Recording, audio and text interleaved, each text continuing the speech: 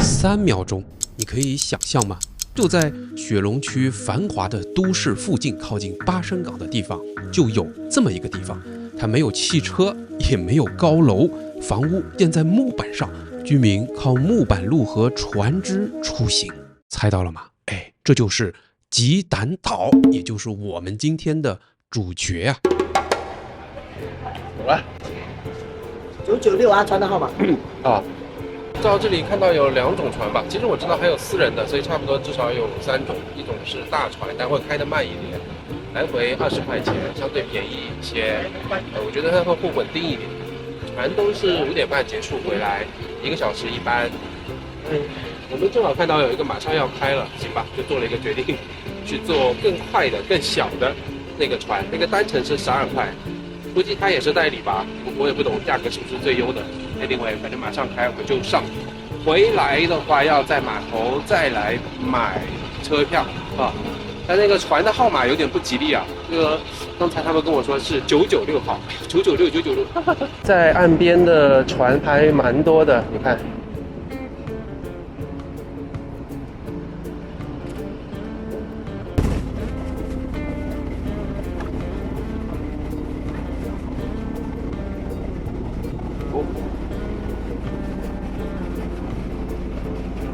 吉胆岛也被称为螃蟹岛，因其丰富的螃蟹资源而闻名。岛上渔村的生活方式仿佛时间停滞了一样，简单但充满魅力。然而，你了解这个岛上的华人文化吗？你知道这个渔村经历过怎样的人口变迁？年轻人都逐渐离开，留下的只有老人和传统，而且它还面临着一些环境的挑战。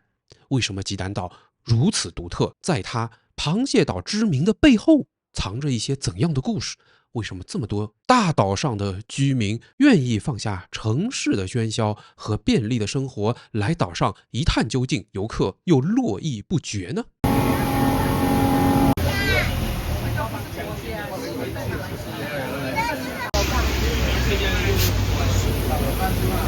今天就希望你随着我一起走进吉胆岛。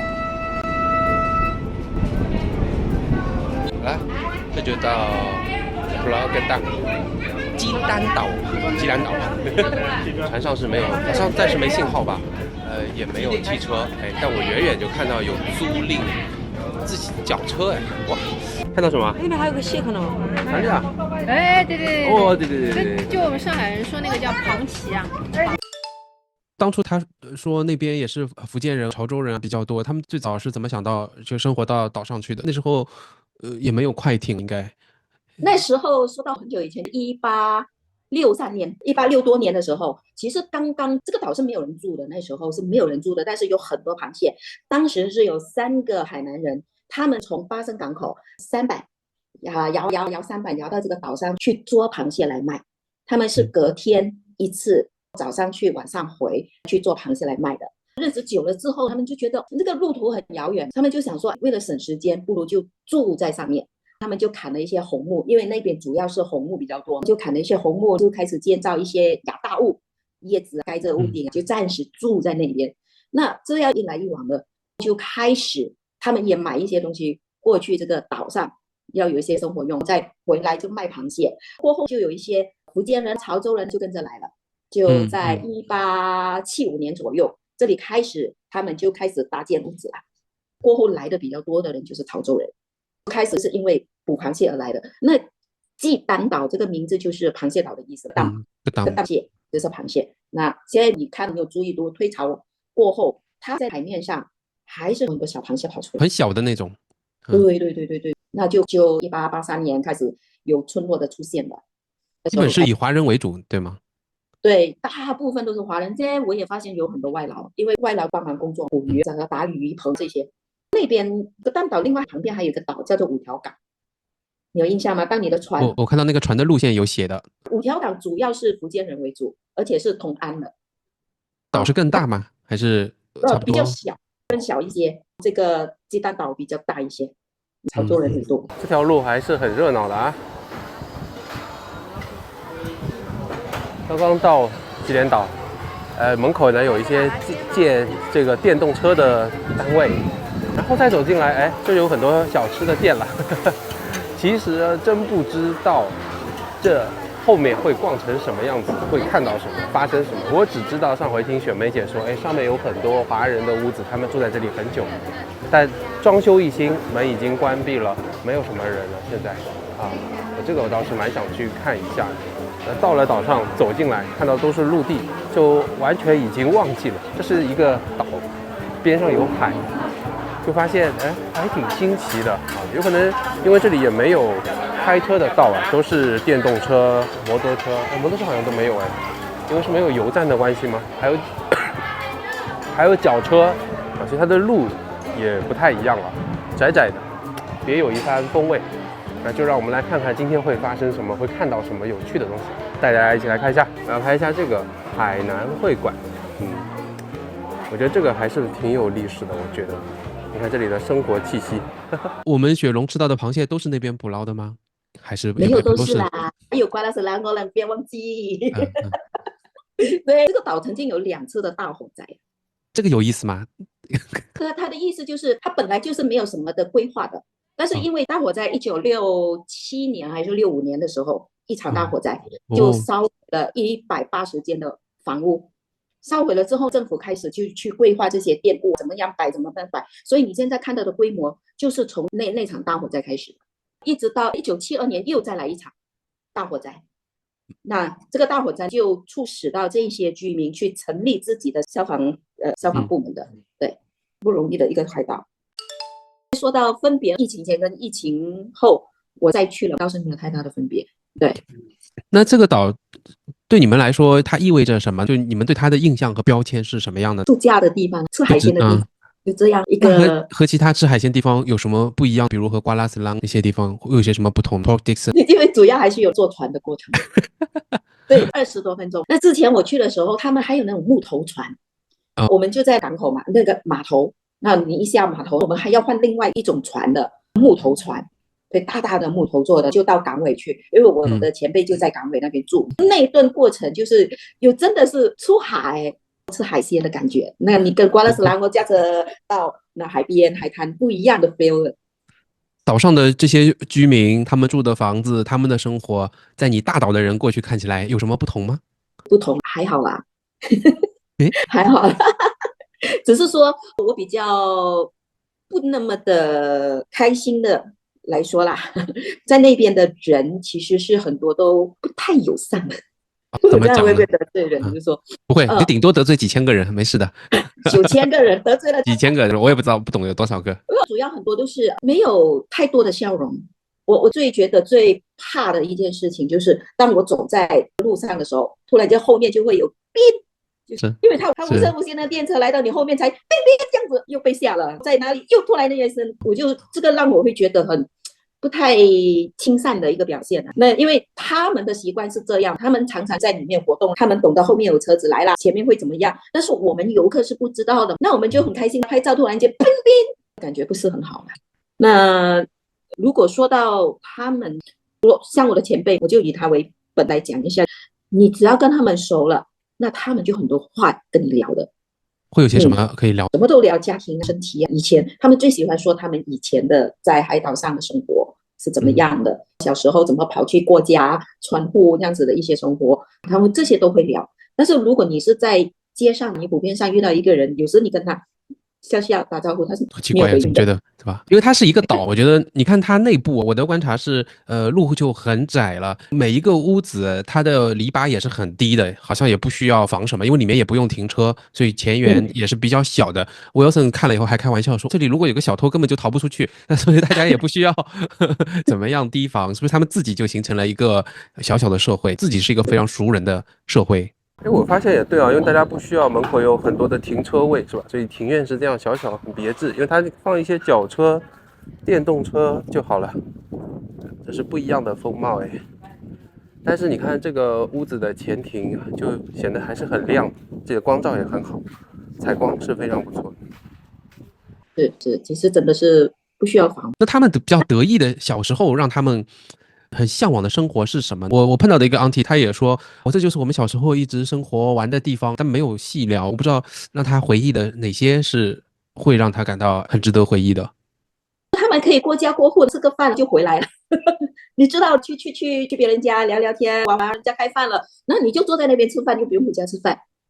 这是他们跟我说过的，就大家好像是亲戚朋友，一家大家那样的。对，而且那边如果你有发现，你会看到很多宝号是写着那个堂号是写着宝树，有没有注意到？宝树就是姓谢的。我知道宝树是谢，但我没看到，我看到太原这些都看到了。太原是王嘛，还有什么西河还是什么，我也看到。颍川这些，那很多都是姓谢的宝树，所以他们又是再过几家就是他的大伯啦，再过几家的小叔啦，再过几家就是姑姑，他们会有这样的一个小村落，所以他们觉得我在童年的时候我就跑去那边玩，那我就不用回家吃饭，我在那边蹭个饭，就到另外一家蹭个饭，这个是他们的欢乐时光。那现在不是这样啊？我觉得现在是没有了。现在大岛上还有吗？比如说像杨哥五级干蜜那里还有吗？我只去过那里的，比较敢蹦的，我不知道你的，你也可以说说看。看这个炸雪糕特产，第一次见。这里都是小姐妹们在互相宣传什么东西。健康的，健康来的。前面都是各种集市啊、档口啊、买吃的东西。一转身过来，很安静啊。看这个菩提门，哎呦，你看这个。这香火还很旺的，装得很好。那我现在有经验，一般来说，一个村子的村口有一个宫啊，有一个庙啊，等一下说不定还有一些会馆、楼堂，都有可能。一般都在村口。这个有一家，你看 Open House， 我们稍微拍一下，上面写着福隆宫啊，哎呦。这里的很多人家就是这样的，你看门口一个小庭院，非常非常别致，然后门口就是木板或者瓷砖，很好看的。屋子与屋子的间距呢不是很大，看这样小小的，甚至于像跑到日本的丰岛上面那种感觉，是这样的，屋子也没有很高的围墙，就不高，就这样，半个人这样高。所以走着走着，在这里就应该慢慢就变成有很多居民住的地方了。他们怎样看待大岛来的人？因为我觉得一方面既是游客，因为他的经济，我觉得除了渔业，很多好像就是靠旅游，又某种程度上挺打扰他们的生活的。我不知道他们怎样看待大岛来的人，是不是又爱又恨啊？对，又爱又恨。我没有正式问过这一件事情，但是我感觉到的类似槟城也有一个这个状况，怡保也有这样的一个状况。他们本来就是很安居乐业，我们只是面对我们自己岛上的自己城市的客人就好了。现在旅游业一来，好多游客一来，他们就应接不暇，突然间来了一堆，他又爱又恨，钱就来了，可是我又做不来了，是不是？你会看到他们的反应，对这些游客真的是，我很爱你的钱。我很爱你的到来，可是你到来又制造了我的麻烦，我的好累这样的一个状况，这个是我感受到的。你去消费的时候是感觉是蛮强烈的，他又要你，可是你来又好像很累这样的感觉了。对。大家好，说到过去的时光啊，容我提醒大家，母亲节马上就要到了。那么我们欧卡欧卡也推出了母亲节非常优惠的套装，希望你能够回家吃饭，好好吃饭，和家人共享美妙的时光。还有啊，如果你有一个 grocery 的 store， 或者你有自己的 cafe bar and grill， 非常适合与我们的产品啊混搭。如果你是一个商业客户的话，也欢迎啊尽快和我们联系。OK。还有什么有趣的故事吗？关于这个海岛，专业导游来。还有你要发现的就是它很多的庙，大大小小的庙。你看到的，你主要是在大街，其实后面一路上有好多好多的庙。有其中一座庙叫做保生宫，保生宫里面有一条蛇，本来是它来的时候是1尺长的，现在20尺长了。是真的蛇吗？对，他们讲是灵蛇来的。一个庙是供奉玄天上帝，玄天上帝就是一条彩龟了，所以那座庙有龟。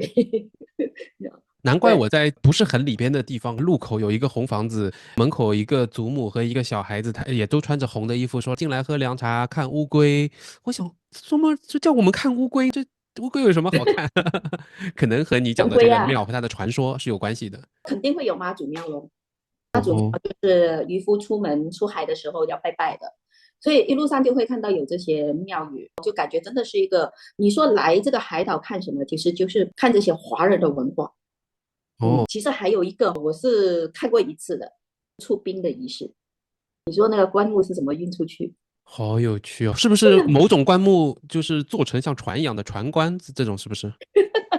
乱讲，也没有这样啦，只是这个太贵了。说因为上面是没有的，这岛上面是没有这种埋的地方的 OK，有趣。啊，所以他们有人去世了之后，他们会有一些仪式，就会上船，这个船就会到大岛发生港口去。好，那个过程就原来岛上的生活是这样，会有这种感觉咯。是你这么讲很有画面感，就有一种好像对对对对回归的这种感觉，好像是。对对对对，回归到实地的感觉。我还有发现一个有趣的小细节，我不知道是否值得一说。我发现很多屋子门口不像在大岛看到的都有一个神龛，但它都没有，但它在几家门口都会放一个拿督公，这个倒是有的。拿督公很多，但是不是那个屋子的院子里就会放一个神龛，这个就几乎没有看到，很少人家才有。这个我就没有发现什么天公、天官赐福。哦，这个就没有发现，拿督沟基本上都会有这种华人的文化。我发现啊，这里很多家门口是没有神龛的。在十字路的街口那边有一个拿督公的庙。哦，开档3点半至9点，就一家就可以做一个生意。看，就像这样的，拿督公会在这里。后面是它的一个神龛，这里就是晾衣服的，很不一样吧？好有趣。这是一个支流，又有很多小螃蟹啊，在泥土上跑来跑去，跑来跑去的。吉丹岛的故事始于19世纪70年代，海南渔民最早因为岛上丰富的螃蟹资源而选择在此定居，随后潮州人和福建人也加入了进来，形成了2个主要的华人渔村。二战期间，部分台湾华人为了躲避战乱，也逃到该岛上，增添了人口的多样性。如今岛上有8、9千人，主要是华人，潮州话和闽南话就回荡在岛上的木板之上。然而，它的人口结构发生过剧烈的变化。以前岛上还有20-30千的人，但到2016年的时候，只有2000个人。岛上的年轻人完成中学学业后就前往城市，或者到海外求学，在岛上就留下老人和儿童2个群体。岛上也逐渐呈现老龄化的趋势。但近年在旅游业的带动下，岛上的人口又逐渐回流到了现在的规模。你看，在这样人口变迁的背后，就会带来一些深层次的问题。渔业和文化如何在这样的小岛上传承呢？现代设施的缺乏是否是岛上年轻人选择离开的主要原因呢？岛民现在还保留着螃蟹节、中元节、木桩房屋等等这些传统与文化，也体现着他们与自然相处的智慧。那吉丹岛在这样的人口变迁和文化保存之中，还能够保留它独特的魅力吗？更大的问题是，现代与传统又如何共存呢？雪梅姐，你上次去，你跟我说你跑到很多家人门口，感到他都装修一新，可是已经里面没有人了，这个可以跟我说说看吗？我们那天太热了，我就没有跑很多，就跑了一下就去吃饭了。你真的是应该是要骑个电车然后跑去后面看一下，都很布置，真的很漂亮。这个其实就是年轻人老的一辈老了，年轻人的一辈就在其他地方工作，他们变成回来。只是可能真的是缅怀，也有一些年轻人就回去做民宿或者旅游业这方面、饮食这一方面的，但是让我感觉到还是不太有力，有心无力因为你毕竟你的容纳，整个岛的容纳量是有限。如果你是假期去，你在周末去还好，但是如果你是平常日子去，其实蛮冷清的。再加上在晚上，它大概天一路黑，整个岛寂静了。是，反正5点以后船都没有了，肯定要把大家都赶走，所以就剩下岛民住在上面了，或者是留宿的人在上面了。对，所以你看有些屋子装修到漂漂亮亮的，没人，因为他可能是假期才回来，他的家有些破烂的。那天我有看到一间已经破烂了，我们以为是没有人住的，有人住。你说现在有岛上有多少人？9000个人还是9000多。因为我采访那个刚听说，原先他们有20千、30千人，他说，但现在就变少了，也提到这个事情。这个是好几80年代还是90年代的事情了啦。本来就是有几万人的，因为他们的执照的问题，没有执照就不能捕鱼。现在那些渔夫就到其他地方去了，到比如说丰森港去那边了，所以就慢慢减少到9000人。我觉得还会再减少，那他为什么不能申请到执照呢？这个不清楚了。政府的事情我不懂。这个虾是这里捕的，就海边捕的。海边海里面捕了上来了，我们才来买。我是看有很多只虾，比巴沙马龙的多。这边只有，就这边海鲜多的，那别的地方吃不到的。哦，那弟你做了几久了？哇，我这个小面是做他刚做不久了，那个炸鸡又做比较久。哦，也是卖炸鸡的，然后小面有的中国人买咯，就是做小面咯。Blog 单平时来的人多吗？这里岛上平时来的人多吗？就是礼拜这样大日子要多人哦，平常是没有人的。这也是小小啊，不是很大的。是啊，以前就是一间小而已。哦，从来就没有大过。你是住在岛上的吗？这我是在本岛的岛民。哦，第几代啊？安迪，你是第几代啊？你是第几代啊？我们呢，我的阿嬷我爸爸第3代。这里都是什么人比较多？福建人还是海南？潮州人。潮州人啊。潮州人、福建人，海南人也有一点。我看前面有海南会馆。有。以前就多一点，那时候搬去了。这边以前我们的祖先是中国那边的潮州。然后他们来这边定居了，就在这边落地生根咯。住在岛上开心吗？当然开心咯，小时候的一直在这边的，不要。你喜欢住在岛上吗？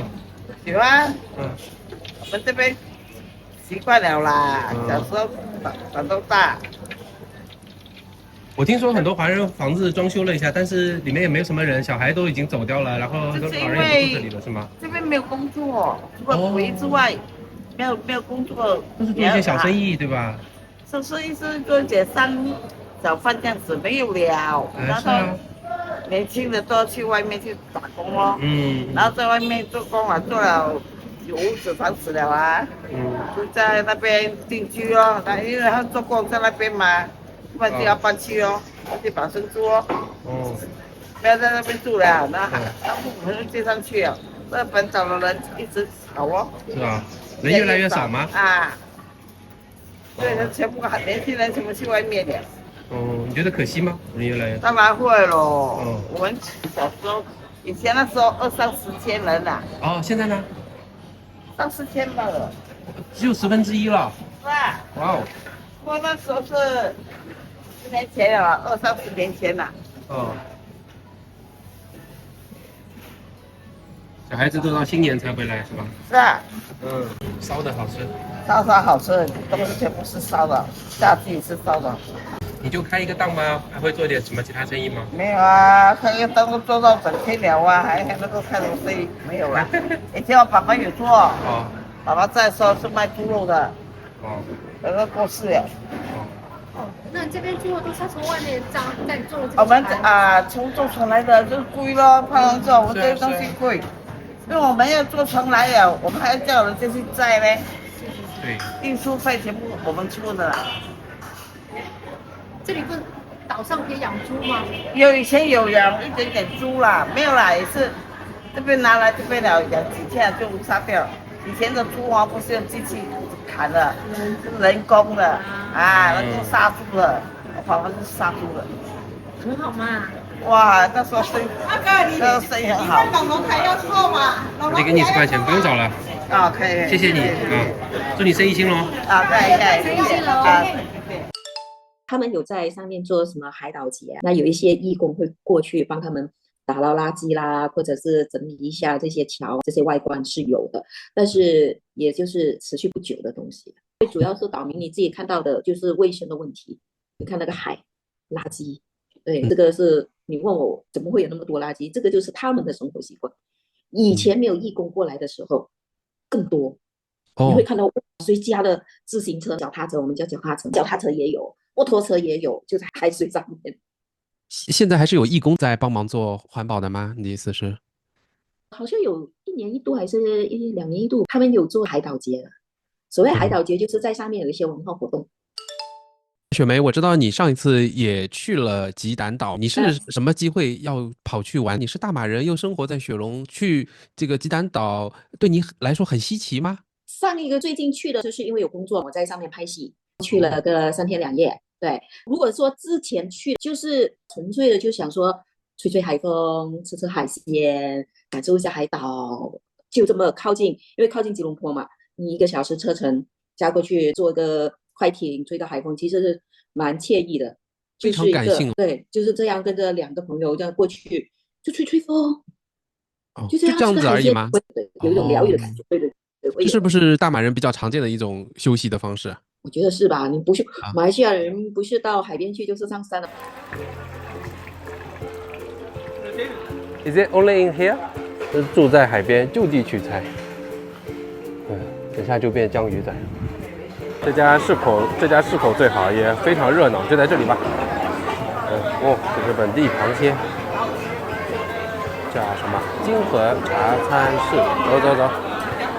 那你去过很多次，这样来说，你现在去又有些什么新的发现吗？或者感受到有什么不同吗？我去过很多次，但有一次我是蛮久的，我在那边住在民宿，我的一个导游前辈的家里，住在他家，那也住了1个星期。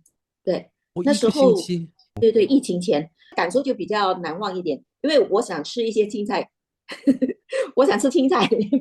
对对，因为他们那边是岛是海岛，那土地就很缺乏，就没有青菜，青菜就是要从我们大岛送过去的，送过去的青菜就比较贵。但海鲜直接就有人那渔船回来，那打个电话，他就送你最新鲜的海鲜过来，就有这样。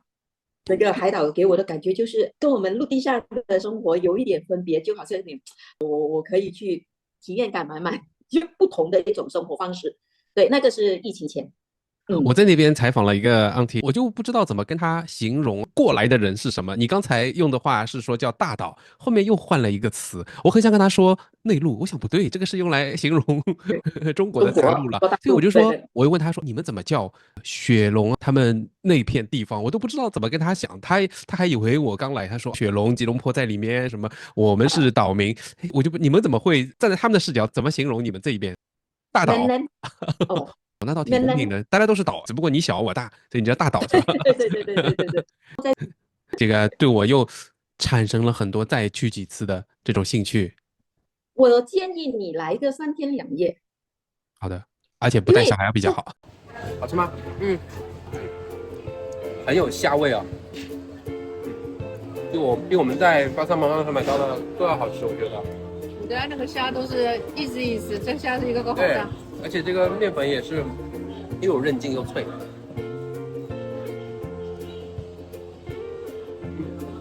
不做吃，不会胖，不用煮，猜到是谁吗？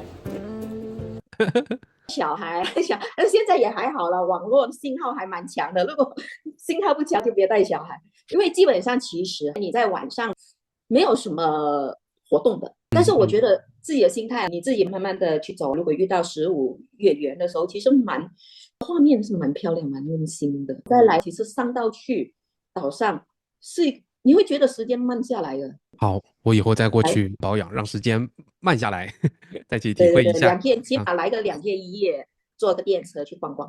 好，你看啊，吉丹岛就是这样的一个坚守与适应的故事，也非常感谢雪梅姐，还补充了火灾，补充了她去那边生活独特的观察和一些惟妙惟肖的故事。她的鲜美海鲜、木桩房屋，还有独特的华人文化，都为她的旅游不断的注入新的活力。尽管人口变迁是会带来挑战，还有环境也有新的挑战。居民呢，通过守护这些传统节日和渔业的文化，仍旧展示着他们的适应力和与自然和谐相处的能力。它似乎呢，也是在提醒着我们，传统需要年轻人来延续，环境污染与经济发展的课题也需要解决。未来的吉丹岛又会怎么样呢？它的独特的螃蟹美食、华人文化、它的渔业生态的小小岛屿，以及它那份独特的宁静，给人放松休息之美，能够保存吗？在这个飞速发展的世界啊，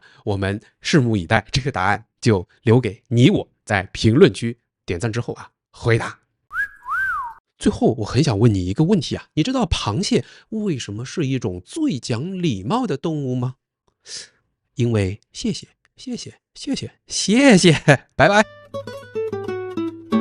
OK 啊。